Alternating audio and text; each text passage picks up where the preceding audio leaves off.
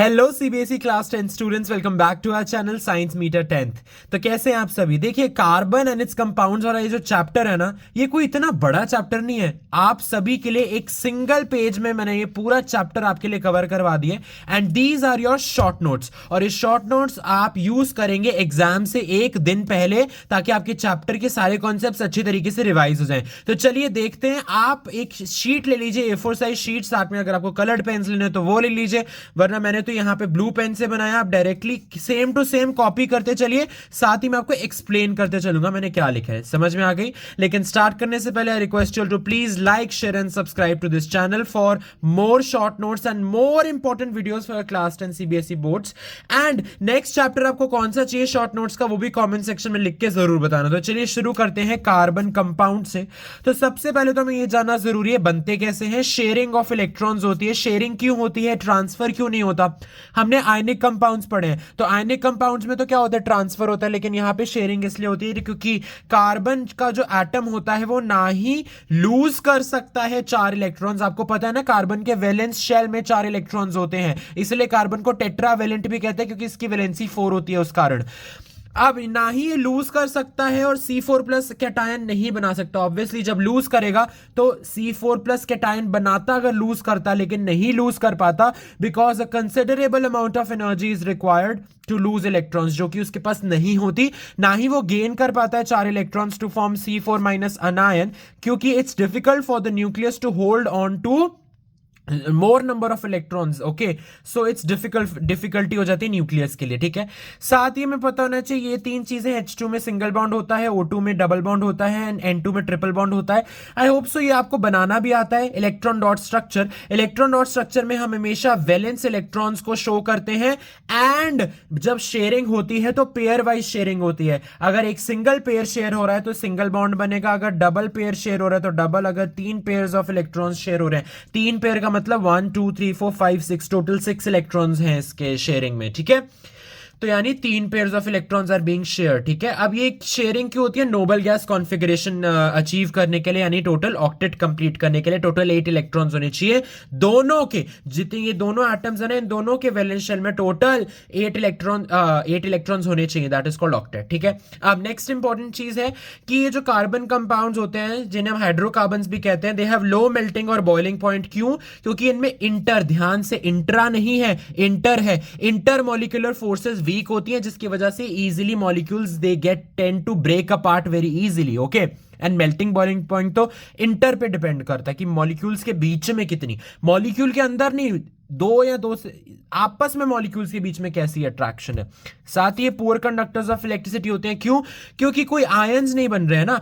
आपने ionic compounds में पढ़ा है जब ट्रांसफर ऑफ इलेक्ट्रॉन्स होता है तब आयंस बनते हैं, क्योंकि यहां पे शेयरिंग हो रही है इसलिए यहां पे कोई आयंस नहीं बनते। ठीक है, अब What are the 3 reasons? Very important question for boards, definitely आ रहा है पेपर में।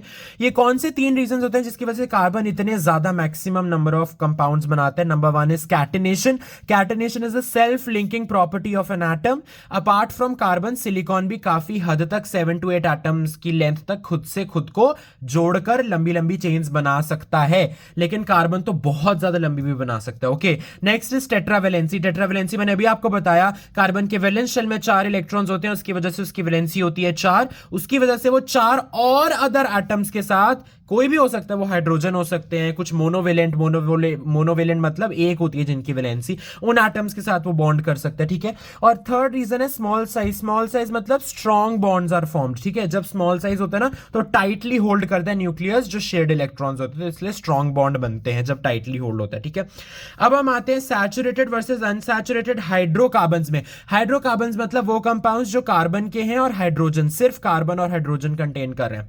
सैचुरेटेड वैसे होते हैं जिसके अंदर सिर्फ सिंगल बॉन्ड्स प्रेजेंट होता है, वहीं अनसैचुरेटेड होता है या तो डबल बॉन्ड हो या तो ट्रिपल बॉन्ड हो। ओके, तो अगर सिंगल बॉन्ड्स हैं तो हम उनको कहते हैं एन सफिक्स से हम उसको डिनोट करते हैं। आगे चल के मैं आपको बताऊंगा alkanes. Alkanes are saturated hydrocarbons, ये होमोलॉगस सीरीज में हम पढ़ेंगे।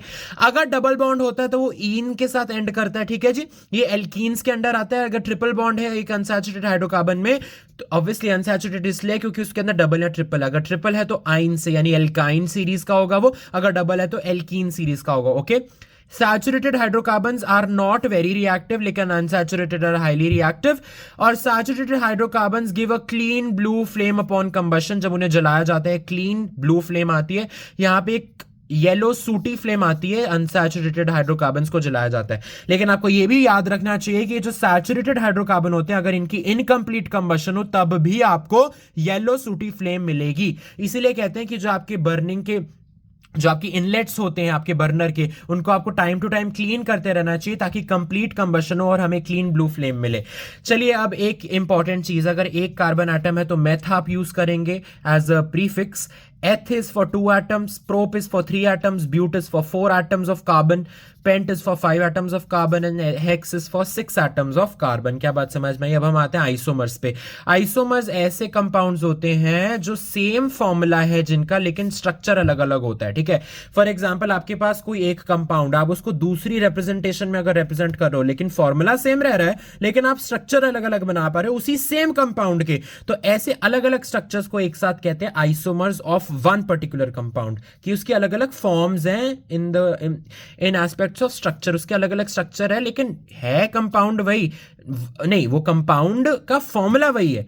जब स्ट्रक्चर अलग अलग हो जाता है ना, फॉर्मूला सेम है लेकिन मतलब उतनी एटम्स ऑफ कार्बन है उतनी हाइड्रोजन है, लेकिन स्ट्रक्चर अलग अलग हो जाते हैं तो प्रॉपर्टीज भी बदल जाती हैं। अब ऐसे आइसोमर्स कैसे बन सकते हैं? 3 तरह के बन सकते हैं, या तो स्ट्रेट चेन होगा, या तो ब्रांच्ड होगा, या तो साइक्लिक होगा, ठीक है जी।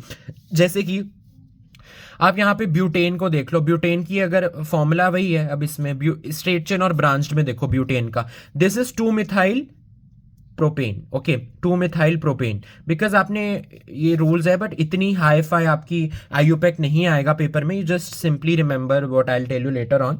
बट यहाँ देखिए ध्यान से, ब्यूटेन है जैसे आपके पास, इसकी स्ट्रेट चेन में 3 आपने कार्बन कर दिए, अगर ब्रांच स्ट्रक्चर इसका बनाओगे तो एक कार्बन इसके मिडल में अटैच कर दो, तो यू नो ये स्ट्रक्चर बदल गया, तो यानी कंपाउंड भी बदल गया लेकिन फॉर्मूला सेम है अगर आप इन दोनों का ध्यान से देखो। वैसे ही एक और, जैसे हम साइक्लिक अगर बना दें, आप इस ब्यूटेन का भी साइक्लोब्यूटेन भी बना सकते थे, 4 को आप बेसिकली एक सिंगल साइकिल में आप ऐसे कन्वर्ट कर दो। यहाँ पे तो साइक्लोहेक्सेन का मैंने आपको दिखाया हुआ है शो करके।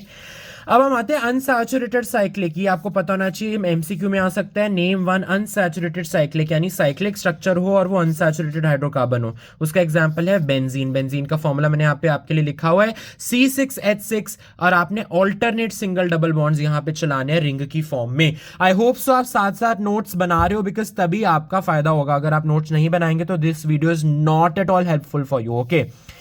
चलिए नेक्स्ट आते हैं फंक्शनल ग्रुप्स में। जब क्लोरो ब्रोमो होता है तो हमारे पास Cl या Br लगा होता है। जब ऑल से आप एंड करते हो तो यानी अल्कोहलिक ग्रुप OH है। अगर अल से आप करते हो तो CHO है। अगर ओन से करते हो आप तो यानी C डबल बॉन्ड हो, और आप साइड पे यहाँ पे भी कुछ एटम्स होने चाहिए, तभी आप इसको ओन बोलोगे। साथ ही अगर ओइक एसिड होता है हमारा सफिक्स, तो यहाँ पे सिंगल बॉन्ड COOH लगता है, ठीक है जी। चलिए आगे बढ़ते हैं, होमोलॉगस सीरीज पे आ जाते हैं। मैंने आपको भी बताया एल्केन्स, एल्कीन्स, एल्काइंस, इसका फॉर्मूला होता है CnH2n-2, इसका CnH2n होता है, इसका CnH2n+2 होता है। आप यहाँ पे n की वैल्यू को डालते रहिए और आपके पास आते रहेंगे, ठीक है। अब मेरी बात ध्यान से सुनो, पहला मेंबर एल्केन का होता है मिथेन, लेकिन एल्कीन्स और एल्काइंस का पहला मेंबर मिथीन या मिथाइन नहीं होता, इथीन या इथाइन होता है। This is very one important thing, because आप खुद ही देख लो ना यार, अगर आप यहाँ पे 1 डालोगे तो सबसे पहले तो यहाँ पे फॉर्मूला में गड़बड़ हो जाएगी, बिकॉज कार्बन एटम एक है लेकिन हाइड्रोजन इतने ज्यादा, तो यू नो थोड़ा आप खुद समझ जाओगे जब आप यहाँ 1 डालोगे। आप 1 यहाँ नहीं डाल सकते, इसलिए मैथ तो वर्ड आएगा ही नहीं, एथ से शुरू होगी चीजें, क्योंकि 2 कार्बन एटम तो आपको मिनिमम चाहिए, तो यहाँ पे 2 तो आप डालोगे, ठीक है। तो यहाँ पे आप CnH2n फॉर्मूला है, okay, that was I just explaining. अब ये जो होमोलॉगस सीरीज होती है, चाहे आप एल्केन्स की ले लो, एल्कीन्स की ले लो, एल्काइंस की ले लो, they differ by CH2 unit. CH2 unit का एटॉमिक मास कितना होता है? 12U, तो आप 12U लिख सकते हो। साथ ही इनकी फिजिकल प्रॉपर्टीज जैसे सॉल्युबिलिटी हो, बॉइलिंग, मेल्टिंग पॉइंट, ये सारी बढ़ती चली जाती है, बिकॉज ऑब्वियसली जैसे जैसे आप नीचे जाते रहेंगे होमोलॉगस सीरीज के एटॉमिक मास, क्या एटॉमिक मास बढ़ता चला जाएगा। बात समझ में आई? और साथ ही केमिकल प्रॉपर्टीज इसकी डिक्रीज नहीं, सेम रहती है। सेम क्यों रहती है? Because obviously it belongs to the same series. No, सिर्फ कोई और एटम तो है नहीं, सिर्फ यही है जो है इनके अंदर, हालांकि नंबर बढ़ता जाता है लेकिन है तो चीजें वही, तो इसीलिए केमिकल प्रॉपर्टीज सेम रहती है लेकिन physical properties show N upgradation. उसके बाद आयुपेक नॉमेनक्लेचर ना आप टेबल 4.4 अच्छी तरीके से कर लीजिए एनसीईआरटी का, इससे ऊपर कुछ नहीं आएगा, ये सिंपल सी आयुपेक पूछा करते हैं बोर्ड्स में, ठीक है। अब हम आते हैं केमिकल प्रॉपर्टीज में, वेरी इंपॉर्टेंट इट इज। सबसे पहली है कंबशन। कंबशन में सबसे पहले इथेनॉल का कंबशन हमने पढ़ना है, वही प्रोडक्ट्स बनेंगे CO2 H2O heat and light. साथ ही अगर आप कोई भी एल्केन ले लो, ठीक है, जैसे आपने मिथेन ले लिया, इथेन ले लिया, प्रोपेन ले लिया, एनीथिंग, तो O2 के साथ यानी कंबशन करवाओगे तो यहाँ भी O2 के साथ ही था, लेकिन यहाँ पे इथेनॉल था, यहाँ पे मैं एल्केन्स की बात कर रहा हूँ। Ethanol is different homologous series, ये एल्कोहलिक होमोलॉगस सीरीज है, यहाँ पे मैं एल्केन वाली होमोलॉगस सीरीज की बात कर रहा हूँ। तो यहाँ पे CO2 प्लस H2 वही सेम ही प्रोडक्ट्स हैं दोनों में, आप देख सकते हो। Next is oxidation. ऑक्सीडेशन हमने सिर्फ इस सिलेबस में यही है, C2H5OH यानी अल्कोहल का, यानी इथेनॉल का आपने पढ़ना है। इथेनॉल को जब हम एल्कलाइन पोटेशियम परमैंगनेट और हीट के साथ ट्रीट करो, यहाँ ये ना ऑक्सीडाइजिंग एजेंट्स है, अब दोनों में से कोई भी एक यूज कर सकते हो। यहाँ आप एसिडिफाइड K2Cr2O7 यूज कर लो, साथ में हीट करोगे तो आपके पास क्या आ जाएगा, इथेनोइक एसिड, जिसे हम एसिटिक एसिड भी बोलते हैं, विनेगर, ठीक है, विनेगर बन जाएगा CH3COOH। चलिए नेक्स्ट रिएक्शन हम पढ़ते हैं, एडिशन रिएक्शन, जिसके अंदर आप कोई भी अनसैचुरेटेड हाइड्रोकार्बन लोगे, जैसे आप इथीन ले लो, प्रोपीन ले लो, यू नो एनीथिंग, तो आप इसको निकल या पलेडियम एज ए कैटलिस्ट डालोगे, साथ में हाइड्रोजन से रिएक्ट करवाओगे, इसलिए इस एडिशन रिएक्शन को हाइड्रोजनेशन रिएक्शन भी कहते हैं। तो आपसे अनसैचुरेटेड क्यों कह रहा हूं मैं यहाँ पे, क्योंकि यहाँ पे डबल बॉन्ड है, यहाँ पे सिंगल बॉन्ड बन जाएगा। So unsaturated hydrocarbon gets converted to saturated hydrocarbon using this addition reaction। और इसका एप्लीकेशन हम कहां पे देखते हैं, hydrogenation of vegetable oil into fats, तो आपको पता होना चाहिए, that's why I have written in short notes. Next is substitution reaction. इसके तो सिंपल है यार, सनलाइट में आप क्लोरीन गैस को रिएक्ट करवाते हो एक सैचुरेटेड हाइड्रोकार्बन जैसे मीथेन से, आपको बन जाता है CH3Cl यानी मिथाइल क्लोराइड, और साथ में आपके पास HCl भी बनता है, ठीक है। अब हम इथेनॉल के रिएक्शंस जल्दी से देखते हैं, ठीक है। तो हमारे पास इन टोटल यहाँ पे दो रिएक्शंस होने वाले हैं। नंबर 1 इज इथेनॉल को जब हम सोडियम से रिएक्ट करवाते हैं, हमारे पास सोडियम इथॉक्साइड बनता है, साथ में हाइड्रोजन गैस रिलीज होती है। और इथेनॉल का जब हम रिएक्शन हॉट कंसंट्रेटेड H2SO4 के साथ 443 केल्विन पे करते हैं, तो हमारे पास इथीन आता है, यहाँ पे लिख लो, हमारे पास यहाँ पे इथीन आता है, CH3C double bond CH3 ethene, और साथ में H2O, ठीक है जी। तो ये क्लियर है। अब जल्दी से नेक्स्ट चलते हैं इथेनोइक एसिड के बारे में। इथेनोइक एसिड के टोटल 3 रिएक्शंस आपको मेजरली पढ़ना है। इथेनोइक एसिड का प्योर का वैसे जो मेल्टिंग पॉइंट होता है वो 290 केल्विन होता है, बट इतना इंपॉर्टेंट नहीं है, कभी पूछा नहीं। ग्लेशियल एसिटिक एसिड इसको कॉमन नेम से पहचाना जाता है, क्योंकि ये विंटर्स में जनरली फ्रीज हो जाता है। इसके 3 रिएक्शंस हमने पढ़ने, A B C, मैं आपको बताता हूँ। पहला वाला इज इथेनॉल और इथेनोइक एसिड का आपस में reaction in the presence of acid as a catalyst, आपके पास एस्टर बनता है CH3COO C2H5, साथ में वाटर भी बनता है। सेकंड रिएक्शन है, सेकंड रिएक्शन नहीं है ये, अलग एस्टर का ही आगे कंटिन्यूएशन है, कि यदि आप एस्टर को NaOH यानी कॉस्टिक सोडा यानी सोडियम हाइड्रोक्साइड के साथ रिएक्ट करवाओगे तो आपको वापस से इथेनॉल में मिल जाएगा, और साथ में सोडियम एसिटेट मिलेगा। सोडियम एसिटेट का दूसरा नाम है सोडियम इथेनोएट, दोनों is acceptable, this is chemical name, this is common name, okay वा। नेक्स्ट CH3COOH यानी इथेनोइक एसिड का रिएक्शन NaOH के साथ क्या बन जाता है आपके पास, CH3CONA जो अभी हमने ऊपर पढ़ा, साथ में पानी बनता है। और CH3COOH का यदि आप रिएक्शन करवाओ सोडियम कार्बोनेट या sodium bicarbonate, you know this is what is this is baking soda, sodium bicarbonate, अगर आप if you remember from acids bases and salts वाला चैप्टर, तो आपके पास क्या बनेगा, CH3CONA, साथ में पानी, साथ में CO2 गैस, ठीक है जी। ये वही वाला सॉल्ट अगेन बन गया जो अभी हमने ऊपर 3 रिएक्शन में पढ़ा है। तो ऐसी केस स्टडीज में बनती है जहां पे लिंक हो रहे होते हैं ना प्रोडक्ट्स, फिर वो आपको कंफ्यूज करने, इसलिए आपको रिएक्शंस अच्छे तरीके से रट्टे होने चाहिए। Finally we must study about micelle. Micelle का क्लीनिंग जो मैकेनिज्म होता है, बेसिकली ऑयल पानी के अंदर मिक्स नहीं होता, और सोप के मॉलिक्यूल्स आर बेसिकली व्हाट, मैं आपको एक क्वेश्चन जरूर पूछूंगा कि सोप और डिटर्जेंट की डेफिनेशन आपने मुझे कमेंट सेक्शन में देनी है। They are salts of long chain carboxylic acid, लेकिन सोप किनके सॉल्ट्स होते हैं और डिटर्जेंट किसके होते हैं, ये आपने अपने शॉर्ट नोट्स में खुद ऐड करना है, वेरी इंपॉर्टेंट, और कमेंट सेक्शन में भी लिख कर बताना। तो मैं इतना आपको बताता हूं कि जो सोप का मॉलिक्यूल होता है, इसका आयनिक एंड ऑयल या डर्ट वाले से दूर होता है, और इसका नॉन आयनिक एंड यानी हाइड्रोकार्बन की जो लंबी सी चेन है वो ऑयल के साथ होती है। इस स्ट्रक्चर को हम कहते हैं मिसल। ये मिसल बन जाता जाते हैं और फिर इजीली डिटैच हो जाते हैं और ऐसे हम क्लीन कर सकते हैं क्लोथ्स को।